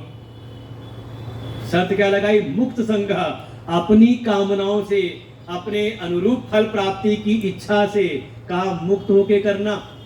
अगर पहले ही मन में ठान लिया कि ये कर रहे हैं, इसका ये फल मिलना चाहिए, तो फिर आपका वो काम कैसा हो गया? निष्काम नहीं हुआ, वो कैसा हो गया? कहा सकाम हो गया। कर्मयोग अर्थात नित्य नैमित्तिक उपासना, ये कर्म हम कर रहे हैं, लेकिन किसी फल की प्राप्ति के लिए नहीं, किसी आकांक्षा से युक्त होकर के नहीं, और ना ही या तो हम कुछ पाने के लिए करते हैं, या फिर संभावना ये भी तो हो सकती है ना, फलाने का सत्यानाश हो जाए तो वही कहा ना द्वेष थी। और कई बार देखो, सही बात तो ये है कि कई बार हम साधनाएं तो अच्छी करते हैं, लेकिन उसका हम कहीं ना कहीं जो फल है वो व्यय करते हैं दूसरे के से द्वेष करके, और ये नकारात्मक रूप में कहीं ना कहीं आपकी जो साधना है वो ज्यादा बेकार हो गया होती है, दूसरे के बारे में बुरा सोच करके। कम से कम भगवान की भक्ति के मार्ग में है, साधना के मार्ग में है, तो एक प्रण कर ले कि आज के बाद किसी का बुरा नहीं चाहेंगे। ये संकल्प अगर आप ले लो, चाहे कोई कैसा भी हो, चाहे कुछ भी करे, और ऐसी तो कथाएं संत लोग सुनाते हैं कि कोई संत थे, नदी में स्नान कर रहे थे, स्नान करने का देवताओं को अर्घ अर्पण कर, सूर्य भगवान को अर्घ अर्पण कर रहे थे। अचानक उनकी नजर पड़ी कोई बिच्छू था, वो पानी में डूब रहा था। हृदय में दया आई, मन में इसको उठा करके मैं किनारे कर दूं, इसकी जान बच जाए। लेकिन जैसे ही अपनी अंजुली उठा के उसको चलते किनारे करने को डंक मारता, वो छूट जाता। फिर उठाया, उसको प्रयास करे फिर डंक मार दे। ऐसी 4-5 बार हुआ। वो किनारे बैठा एक आदमी था, वो देख रहा था सब बातें। उसने कहा, क्या बाबा जी बुद्धि क्या भ्रष्ट हो गई है क्या? जब ये बार बार डंक मार रहा है, इसको वही छोड़ क्यों नहीं देते मरने के लिए? तो महात्मा जी ने कहा, बात तो मन में मेरी भी यही बात आई थी, लेकिन बात क्या हुई मेरे मन के भीतर कि मैंने सोचा कि जब ये अपना दुष्ट स्वभाव नहीं छोड़ रहा तो मैं अपनी अच्छाई का क्यों त्याग कर दूं। तो कम से कम एक भाव ये आ जाए। अगर आज का ये श्लोक है, पाठ कर ले दोबारा। गेय स नित्य सन्यासी यो न द्वेष्टि न कांक्षति निर्द्वंदो हि महाबाहो सुखम बंधात् प्रमुच्यते। बिल्कुल ये भावना आ जाए कि आज से किसी का हम बुरा न चाहें, किसी के प्रति भी द्वेष की भावना ना हो। तो समझे कि ये हमारी समझ ले वैदिक संस्कृति है। हमारे वैदिक ऋषि ही ऐसी उद्घोषणा करते हैं, सर्वे भवन्तु सुखिनः, सर्वे सन्तु निरामयः, सर्वे भद्राणि पश्यन्तु, मा कश्चित् दुख भाग भवेत्। ये अन्य जगह नहीं मिलेगी आपको। वहां तो कहेंगे कि जो हमारी बात माने, हमारे अनुसार जीवन जिए तब तो ठीक, और न माने तो फिर आप समझ लो क्या क्या नाम उनको देते हैं फिर, और उनके लिए क्या करना चाहिए। लेकिन हमारी वैदिक वांग्मय में, वैदिक शास्त्र, वैदिक ऋषि ऐसा कहते हैं, और यही बात भगवान भी कह रहे हैं कि हम एक अपने सामान्य जीवन में रह करके, अपने कर्म के जीवन में रहते हुए ही हम सन्यासी का जीवन प्राप्त कर सकते हैं। लेकिन इन 2 गुणों से हम युक्त हो जाएं, ना तो किसी के प्रति कोई दुर्भावना रहे, किसी से कोई हम द्वेष करें, और बहुत ज्यादा लोगों से अपेक्षा ना रखें। जीवन तो ऐसा हो कि अगर किसी और की हमसे कोई अपेक्षा बनती हो तो उस अपेक्षा को हम पूरा कर दें, स्वयं ना करें। और देखो दुख का कारण ये अपेक्षाएं बनती हैं। बिल्कुल आप अपने जीवन को देख सकते हो। अच्छा मान लो यार सत्संग में आप बैठे 1.5-2 घंटा बैठ करके, क्या सुना, समझ में आया नहीं आया, जो भी हुआ, गर्मी बहुत थक हार के लगता है कि बस माथा बस चकरा रहा है, मन हुआ यहाँ से घर जाएंगे तो घर में बहू होगी, 1 कप चाय बढ़िया पिला देगी तो कितना अच्छा रहेगा, है कि नहीं। ये अपेक्षा बना के घर पहुंचे, और जैसे ही घर पहुंचे देखा क्या घर में ताला लगा था गेट पर ही। क्या होगा मन के भीतर?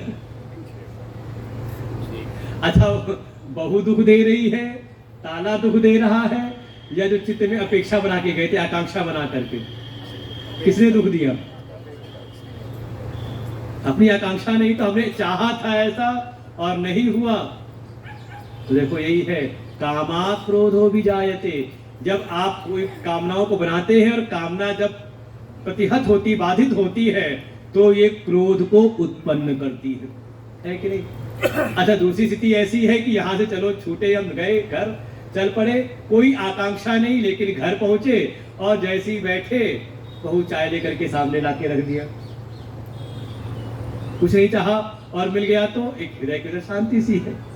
भगवान यही कह रहे हैं, ना तो किसी के प्रति दुर्भावना रखो, ना किसी से द्वेष करो, और ना ही ज्यादा किसी से अपेक्षाएं करो।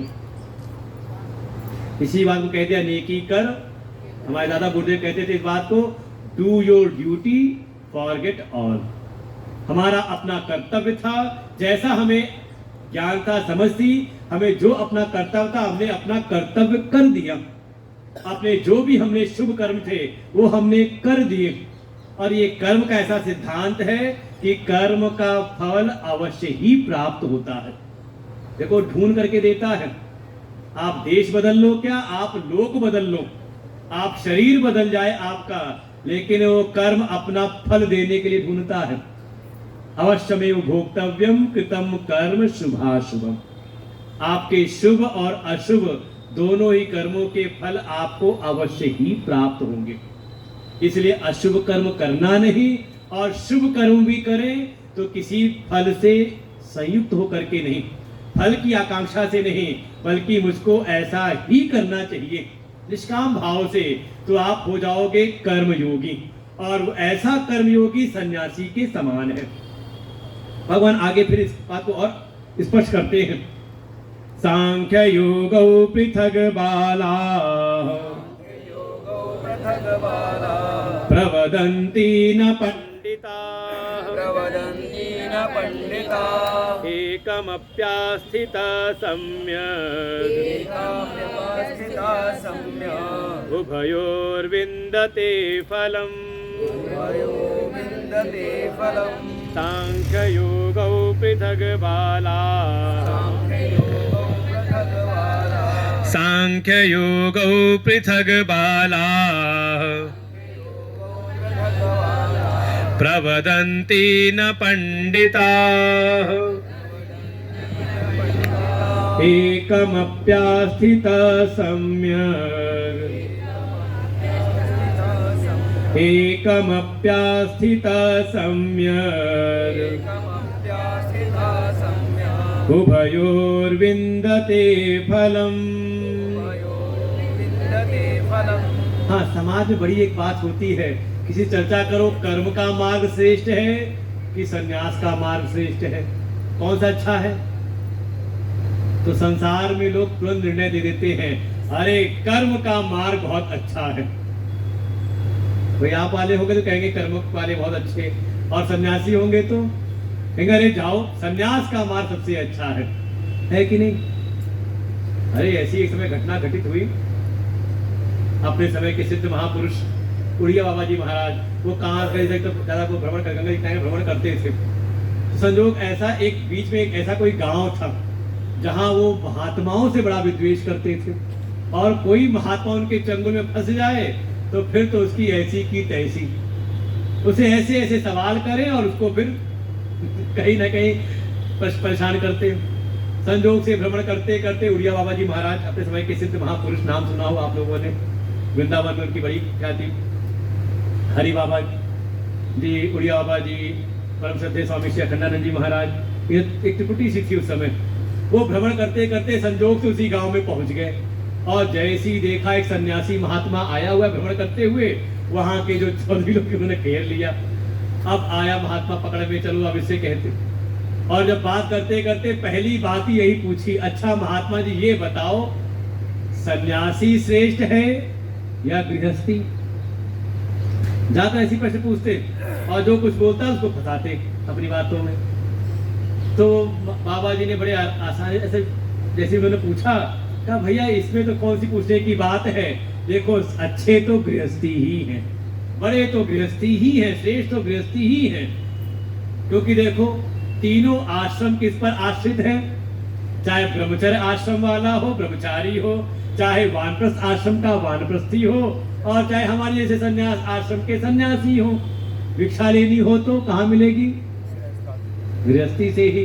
निकले कहाँ से हम भी? कहा गृहस्थ से ही, गृहस्थी से ही। भैया इसमें कौन सी पूछने की बात है, गृहस्थी सबसे अच्छे भले होते हैं।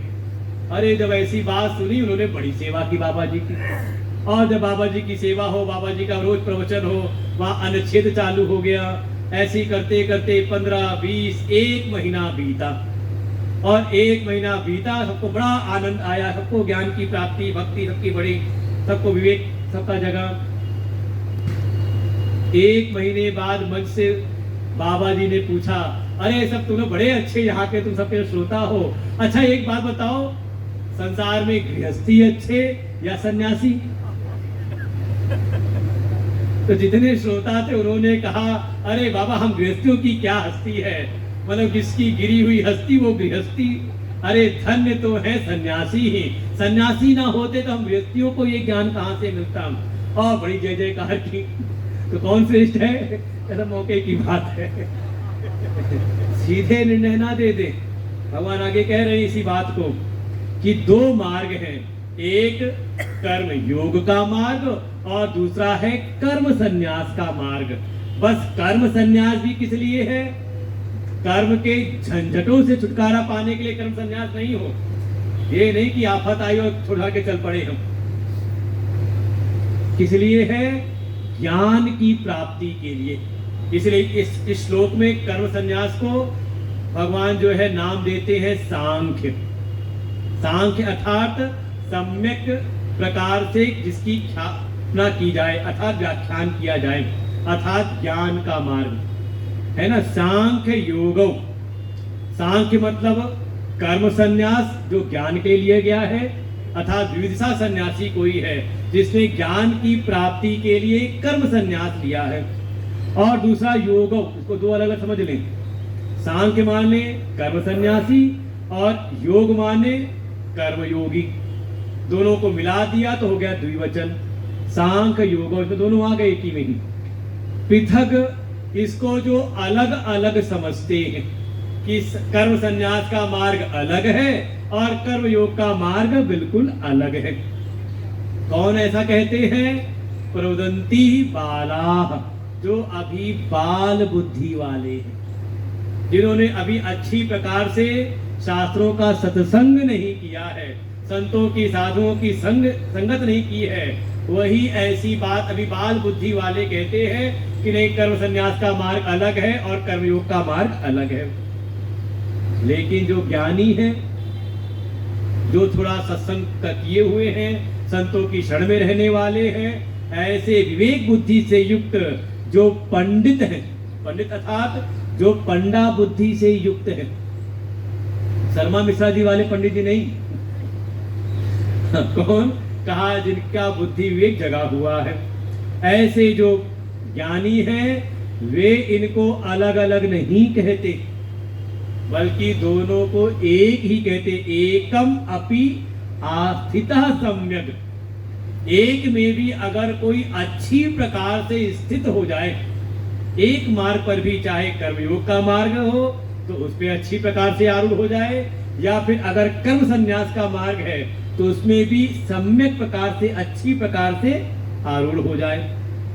उभयोर विन्दते फलम, दोनों को ही फल की प्राप्ति हो जाती है। कौन सा फल? कहा निश्रेयस की प्राप्ति। इसलिए ये दो मार्ग अलग अलग नहीं है। जैसे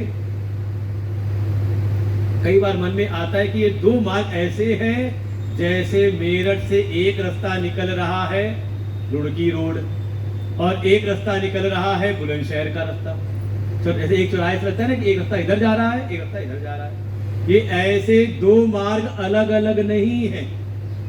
मूल बात समझाना चाह रहे हैं भगवान। जब ये दो बात आ रही है, कर्म संन्यास और कर्म योग, तो इसको ऐसा ना समझे कि ये अलग अलग मार्ग ऐसे हैं, बल्कि ये दो मार्ग कैसे हैं? कहा जैसे किसी ने कहा हरिद्वार जाना है, तो हमने कहा अच्छा ऐसा करो, पहले मुजफ्फरनगर का रास्ता पकड़ लो, कहा फिर उड़की का रास्ता पकड़ लेना।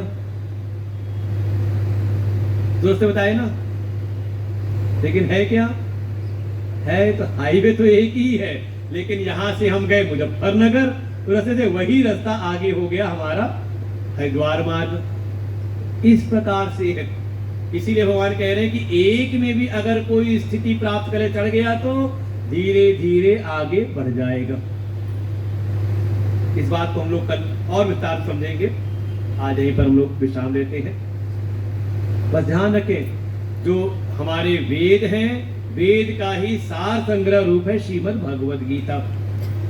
और वेद में जो उपदेश है, वास्तव में मनुष्य का परम कल्याण कैसे हो, श्रेय की प्राप्ति कैसे हो, उसके लिए ही दो मार्ग बताए हैं। और उसी वेद के ही मार्ग का आधार लेकर के भगवान गीता में भी दो मार्ग का उपदेश करते हैं। एक तो है कर्म का मार्ग, कर्मयोग का मार्ग, और दूसरा है कर्म संन्यास का मार्ग। लक्ष्य एक ही है। लक्ष्य है कल्याण करना, श्रेय की प्राप्ति, ये श्रेय को मत भूल जाना। हमारे वेद का ही है, श्रेयश्च प्रेयश्च मनुष्य मेता। हम मन को लुभाने वाले मार्ग की प्राप्ति नहीं करना चाहते, बल्कि वो मार्ग चाहते हैं जिसमें जीवन का कल्याण हो। उसके लिए फिर रास्ता बताया, एक कर्म मार्ग और एक कर्म के संन्यास का मार्ग। कौन सा अच्छा है?